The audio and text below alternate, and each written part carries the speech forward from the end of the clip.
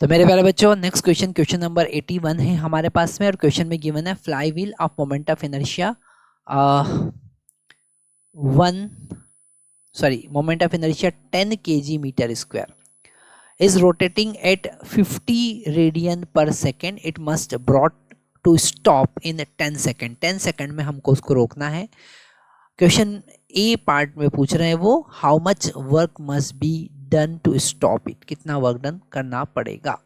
तो यहाँ पर अगर हम वर्क डन की बात करें, ओके, तो हमको यूज करना पड़ेगा टॉर्क और एंगल, ओके।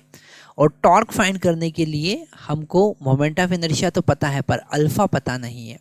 तो अल्फा यहाँ पर हमारे पास क्वेश्चन मार्क है, ओके।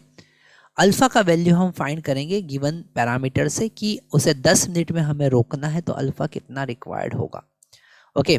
तो यहाँ पर स्टार्टिंग ओमेगा हमें पता है, omega is equal to omega not plus alpha into T हम लिख सकते हैं। फाइनली उसे 0 पर लेकर आना है क्योंकि रोकना है। ओमेगा नॉट जो है वो 50 है, माइनस प्लस अल्फा, और टी का वैल्यू 10 है। तो यहाँ से हम अल्फा का वैल्यू फाइंड कर सकते हैं, that is equal to -5 radian per second, okay. तो यहाँ पर हमने सबसे पहले अल्फा का वैल्यू फाइंड किया। अल्फा का वैल्यू फाइंड करके हम यहाँ पर टॉर्क फाइंड करेंगे। मोमेंट ऑफ इनर्शिया का वैल्यू यहाँ पर 10 है, अल्फा का वैल्यू हमने 5 फाइंड किया, और ये है 50 न्यूटन मीटर। अब यहाँ पर एक क्वेश्चन हमसे पूछ सकते हैं कि सर आपने अल्फा का वैल्यू नेगेटिव पुट क्यों नहीं किया, क्योंकि हम टॉर्क का मैग्नीट्यूड अभी देख रहे हैं, ओके।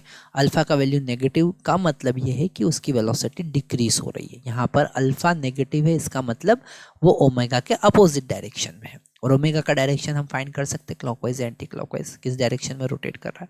इसी की हेल्प से हम थीटा भी फाइंड कर सकते हैं, और थीटा होगा यहाँ पर ओमेगा नॉट, या तो आप लास्ट वाला इक्वेशन यूज कर सकते हैं, third equation, that is omega square is equal to omega not square plus 2 alpha theta.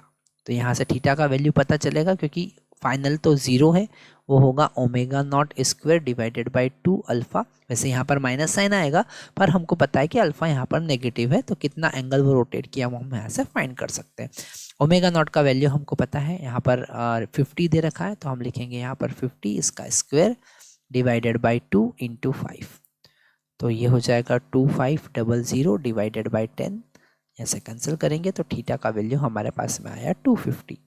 अब हमें वर्क डन फाइंड करना है। टॉर्क हमने फाइंड किया था, टॉर्क का वैल्यू 50 है और थीटा का वैल्यू 250 है, ओके। तो यहाँ से हम फाइंड कर सकते हैं वर्क डन।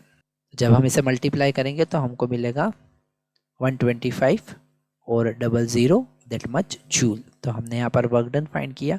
अगर हम बी वाला पार्ट देखें जिसमें हमको एवरेज पावर फाइंड करना है, तो एवरेज पावर का फार्मूला हमारे पास में होगा total work done divided by total time.